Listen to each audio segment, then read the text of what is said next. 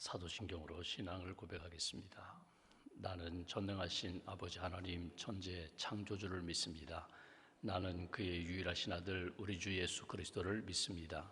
그는 성령으로 잉태되어 동정녀 마리아에게서 나시고 본디오 빌라도에게 고난을 받아 십자가에 못 박혀 죽으시고 장사된 지 사흘 만에 죽은 자 가운데서 다시 살아나셨으며 하늘에 오르시어 전능하신 아버지 하나님 우편에 앉아 계시다가 거기로부터 살아있는 자와 죽은 자를 심판하러 오십니다. 나는 성령을 믿으며 거룩한 공교회와 성도의 교제와 죄를 용서받는 것과 몸의 부활과 영생을 믿습니다. 아멘. 찬송가 235장 찬송하겠습니다. 235장입니다.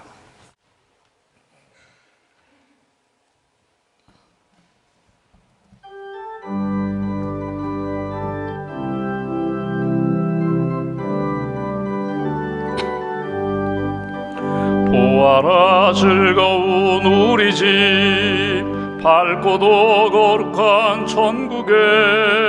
오늘 말씀은 마태복음 19장 27절부터 30절까지 보겠습니다. 마태복음 19장 27절부터 30절까지 말씀 함께 봉독합니다. 이에 베드로가 대답하여 이르되 보소서 우리가 모든 것을 버리고 주를 따라 싸운데 그런즉 우리가 무엇을 얻으리이까? 예수께서 이르시되 내가 진실로 너희에게 이르노니 세상이 새롭게 되어 인자가 자기 영광의 보좌에 앉을 때에 나를 따르는 너희도 12 보좌에 앉아 12 지파를 심판하리라. 또 내 이름을 위하여 집이나 형제나 자매나 부모나 자식이나 전토를 벌인 자마다 여러 배를 받고 또 영생을 상속하리라. 그러나 먼저 된 자로서 나중되고 나중된 자로서 먼저 될 자가 많으니라. 아멘. 하나님의 은혜와 평안이 여러분과 함께 하시기를 기원합니다. 오늘 말씀은 16절부터 이어지는 말씀의 마지막 결론입니다. 16절에 보시면 어떤 사람이 와서 젊은이입니다. 부자입니다. 선생님, 내가 무슨 선한 일을 하여야 영생을 얻으리까? 영생에 관심을 갖는 것은 너무 귀한 일입니다.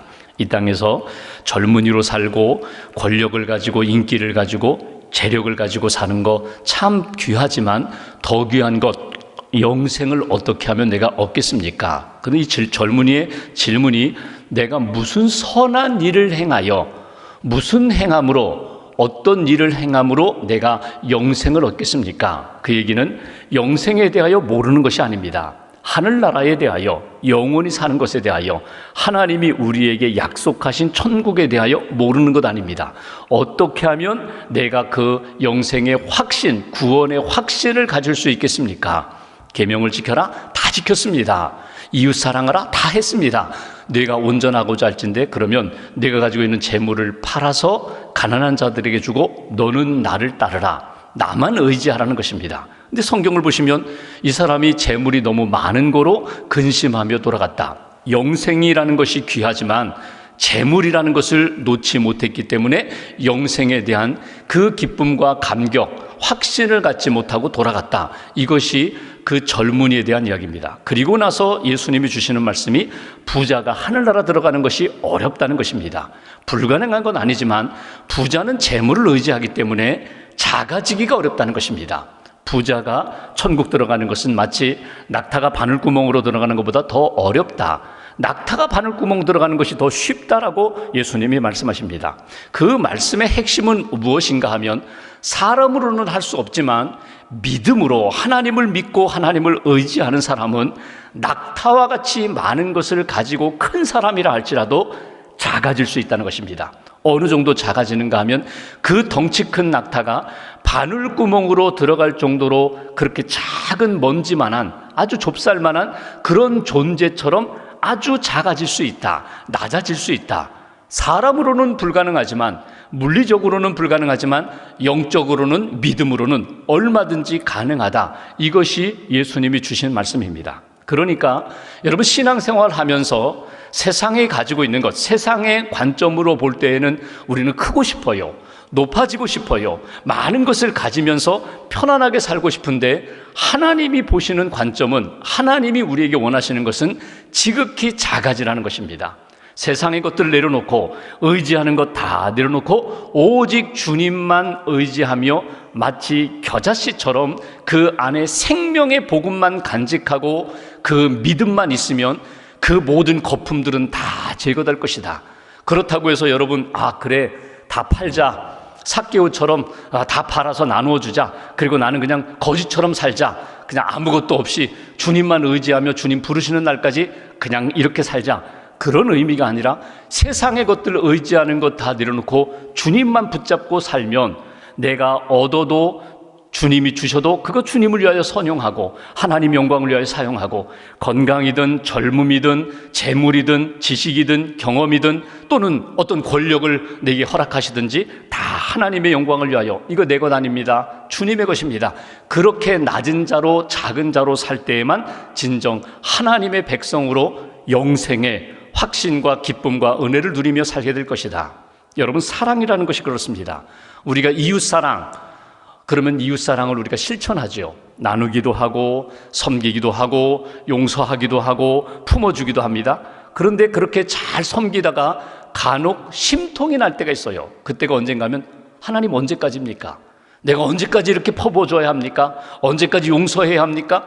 언제까지 이렇게 내가 작아져야 합니까? 나도 크고 싶은데, 나도 이제 그만하고 싶은데, 편하게 살고 싶은데. 근데 여러분, 그런 유혹이 찾아올 때마다, 자꾸 인간적인 생각이 들 때마다 주님을 다시 한번 생각하세요. 언제까지? 주님 나를 부르실 때까지, 주님의 뜻이 온전히 이루어질 때까지.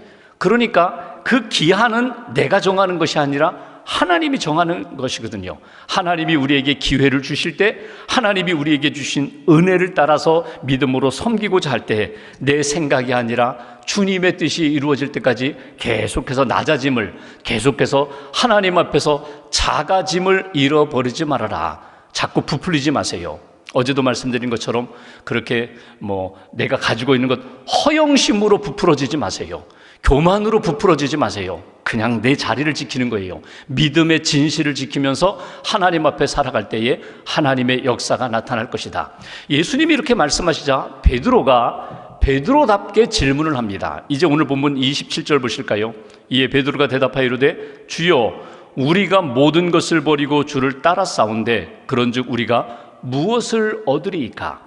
그 부자 젊은이는 와서 재물 때문에 주님을 따르지 못하고 가난한 자들에게 나누지 못하고 집으로 돌아갔는데, 주여, 우리는, 예수님의 제자들, 주님, 저는요 버렸습니다. 모든 것을 버리고 주님을 따랐습니다. 그러면 이제 우리가 얻을 것이 무엇입니까? 이게 오늘 베드로의 질문이에요. 베드로의 자랑이에요.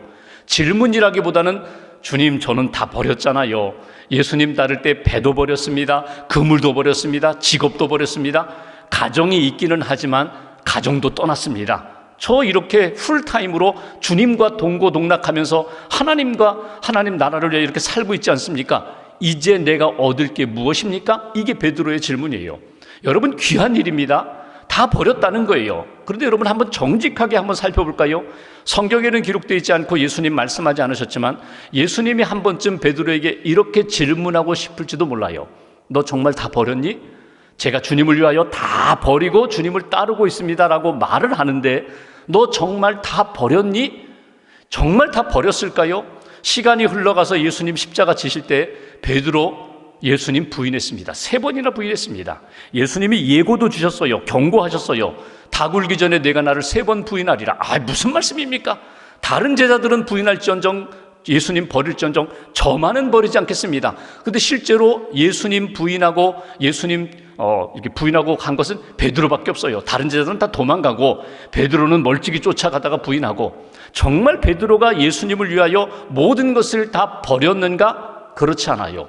베드로의 생애를 바라보면은 베드로는 자기 목숨이 위태로울 때 목숨을 지키기 위하여 자기가 살고자 예수님을 부인하는 그런 큰 잘못을 저지릅니다. 실수를 하게 됩니다. 그러니까 베드로가 예수님을 위하여 내가 다 버렸다고 하지만 자기 목숨을 위하는 그 마음과 그 삶은요, 아직도 내려놓지 못하고 있어요.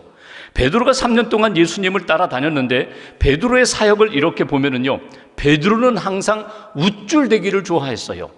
다혈질로 앞서가기를 좋아했어요. 인정받기를 좋아했어요. 그러니까 다른 사람들보다 높아지고자 했고, 그리고 다른 사람들보다 더 명예로운 제자로서 살고 싶은 마음이 베드로의 마음이라는 거예요.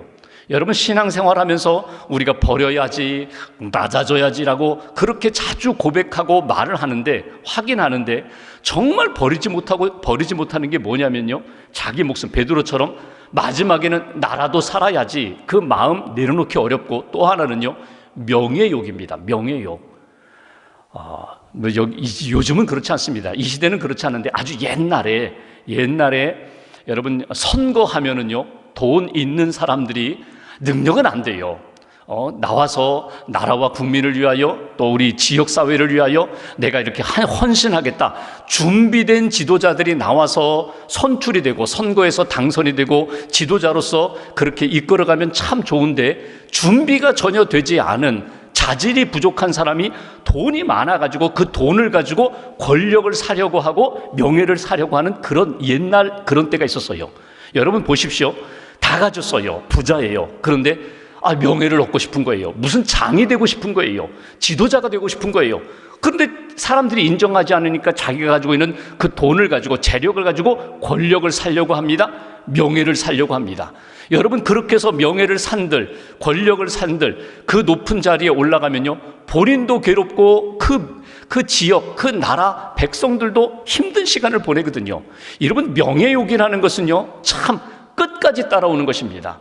마지막에는 이 이름이라도 남겨야지, 내가 무슨 일을 했다라는 명예라도 역사에 남겨야지. 여러분, 이건 끝까지 따라오는 거예요. 그런데 오늘 이 베드로가 우쭐대는 마음, 자기 목숨을 끝까지 지키려고 하는 이 마음은 지금 사라지지 않고 있어요.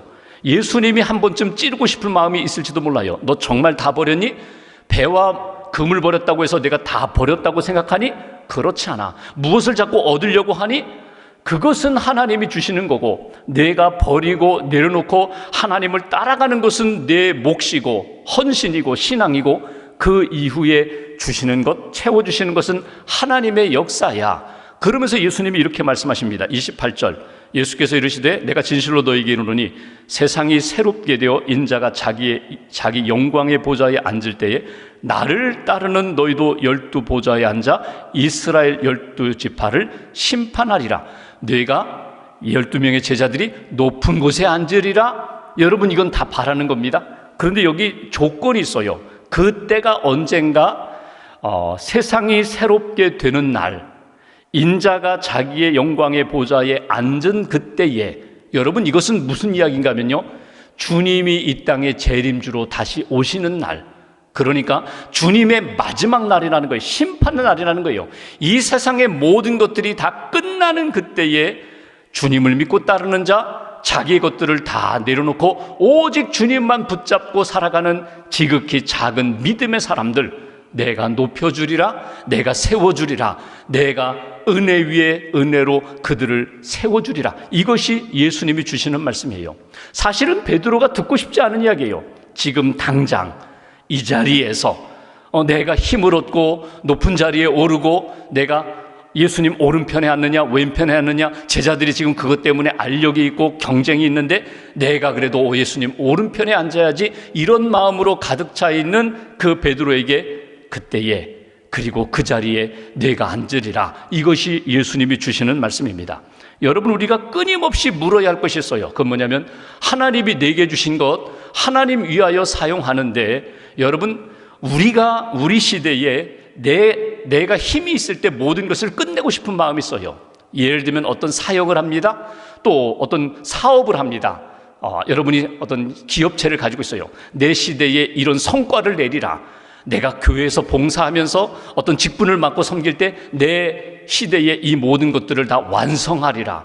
여러분, 내가 하나님이 은혜를 주시면, 기회를 주시면 완성할 수도 있지만요, 아니에요. 나는 기초만 닦다가 하나님 앞에 부름받아서 갈 수 있어요. 그럼 누가? 나의 다음 세대가, 나의 그 자녀 세대, 손주 세대가 그 다음 하나님의 사업을 이어가는 거예요. 과정에 출발, 동기도 중요하고 과정도 중요하지만 결과는요, 하나님 앞에 맡기시는 거예요. 내가 모든 것 다 이루리라? 아닙니다. 교만입니다. 고집입니다. 오만입니다. 하나님 앞에 맡기는 거예요. 하나님이 이루어 주시리라. 자녀를 양육하면서 부모 또 할아버지 할머니의 소원이 있고 소망이 있고 욕심이 있거든요. 적어도 이 정도는 되면 좋겠어. 그래야 내 마음이 편하겠어. 여러분, 그것도 맡기시라는 거예요. 나는 기도할 뿐입니다. 헌신하고 사랑으로 섬기는 것뿐입니다. 양육하는 것뿐입니다. 나머지는 하나님께서 이끌어 주세요.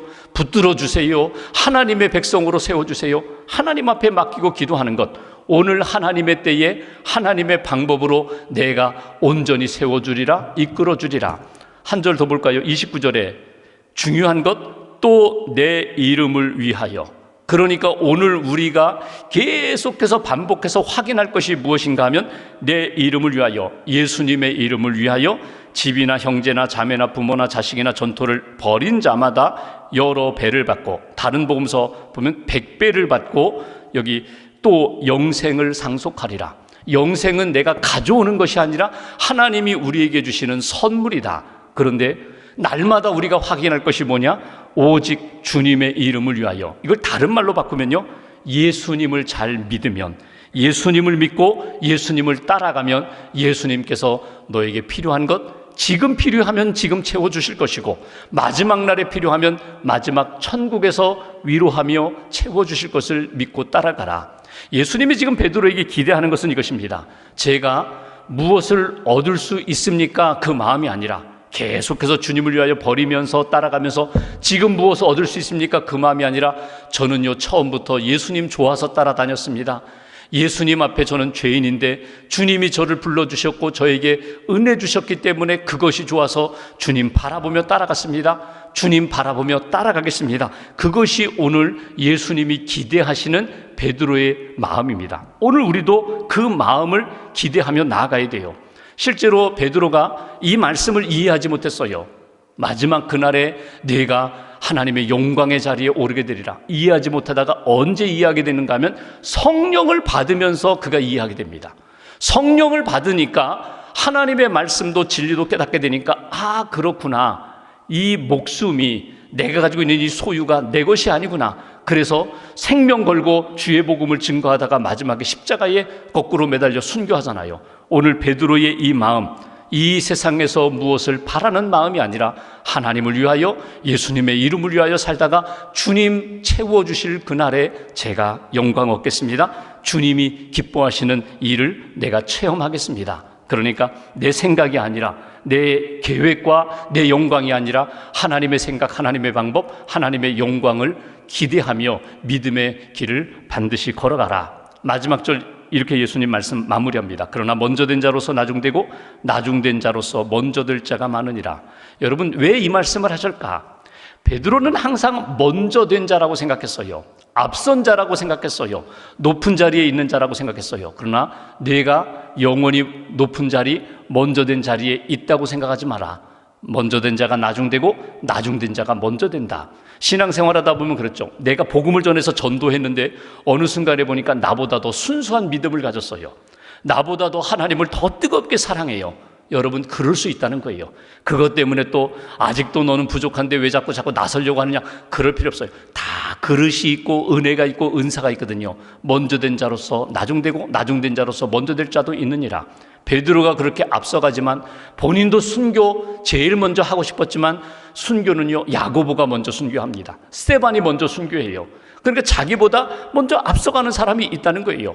바울이라는 사람과 베드로를 비교해 보면 초대교회 때 여러분, 베드로와 바울이 만난 적이 있잖아요. 아주 은근히 서로 이렇게 의식하면서 서로 누가 더 귀한 사도냐고 막 하지만 성경 전체를 놓고 볼 때 예수님이 베드로가 예수님의 수제자였지만, 그러나 기독교 역사를 보면요, 베드로의 사역의 열매보다는 사도 바울의, 사울이었던 청년이 뒤늦게 부름을 받아서 하나님 앞에서 쓰임받은 사도 바울의 사역이 더 귀하거든요. 그래서 우리 기독교를 바울이 없었다면 정말 기독교가 오늘 2000년 동안 이렇게 지속될 수 있을까, 이런 이야기를 할 정도로 그렇게 귀한 것이 사도 바울입니다. 비교하지 마세요. 하나님이 내게 주신 은혜를 따라 오직 주님을 위하여 오직 믿음으로 제가 주의 길을 걷겠습니다. 지저스 크라이스트 슈퍼스타라는 뮤지컬이 있습니다. 그 이제 소설 또 뮤지컬인데 그건 작가의 상상력이에요. 예수님이 이렇게 이 땅에 오셔서 인간적인 모습을 많이 보이셨던 것을 이렇게 작품으로 만든 건데 이건 소설입니다. 이건 추측이에요. 작가의 상상력인데 예수님이 마지막 십자가를 지실 때에 우리 성경에는 이렇게 표현됐죠. 아버지여 이 잔을 내게서 옮기시옵소서. 그러나 내 뜻대로 마옵시고 아버지 뜻대로 되기로 합니다. 여러분 이것이 그냥 잠깐 아버지여 이 잔을 내게 옮겨주시옵소서. 그러나 내 뜻대로 이렇게 바로 나오지 않아요. 여러분 한번 생각해. 이게 힘들거든요. 지금 십자가를 져야 됩니까? 그리고 한참 고민하고 있다가 마지막 하나님이 주시는 마음을 가지고 주님의 뜻이라면 제가 십자가를 지겠습니다. 근데 그 작가의 상상력 지저스 크라이스트 슈퍼스타에서는 이런 표현이 납니다. 십자가에 대한 보상이 무엇입니까? 내가 십자가를 지겠습니다. 그러면 십자가에 대한 내게 주시는 보상이 무엇입니까? 이게 예수님의 겟세마네 동산에서의 기도였다는 거예요. 그 기도에 하나님 앞에 대한 질문에 아무런 대답이 없어요. 하나님이 아무 말씀도 안 하셔요. 내가 이렇게 희생하겠습니다. 십자가 지겠습니다. 나의 이 십자가에 대한 보상이 무엇입니까? 하나님의 그 음성, 대답이 전혀 없자 그 겟세마네 동산에 예수님이 이렇게 대답하셨다는 거예요. 알겠습니다. 이제 알겠습니다. 주여, 제가 십자가를 지겠습니다. 십자가 질 수 있게 해주십시오. 보상 없어요. 그 보상은 내가 만드는 것이 아니라 하나님이 주시는 거예요. 하나님이 이루시는 구원의 역사예요. 내가 모든 것을 다 만들고 나서 내가 이렇게 했으니까 이렇게 되어야 합니다. 그거는 교만입니다. 그건 고집입니다. 내가 주님의 말씀을 따라 오직 주님만 바라보고 그 길 걷겠습니다. 그 이후에는 하나님의 뜻 이루게 해 주옵소서. 하나님 이루어 주옵소서. 그리고 주님께 맡기세요. 하나님이 가장 선한 역사로 우리의 삶에, 우리의 신앙생활 가운데 이루어 주실 줄 믿습니다. 오늘 예수님 주신 말씀 잘 간직하시고 딱 하나만 붙잡고 기도하시면 좋겠어요. 여러분 이렇게 말씀 듣고 묵상하는 가운데 오늘 내게 주시는 마음과 말씀은 이것이구나 하나 딱 붙잡고 기도하시고 오늘 그 믿음과 말씀으로 승리하는 귀한 날 되시기를 주님의 이름으로 기원합니다. 기도하겠습니다. 오늘 예수님이 주신 말씀을 가슴에 새깁니다. 우리는 무엇을 많이 버렸기 때문에 많은 것을 얻을 것이라고 그렇게 기대할 때가 많습니다. 그런데 예수님 말씀하십니다. 하나님이 이루시는 역사다. 하나님의 나라의 역사다. 하나님이 은혜 주실 것이다. 반드시 하나님이 기억하시고 세워주시고 붙들어 주시고 이끌어 주실 것이다.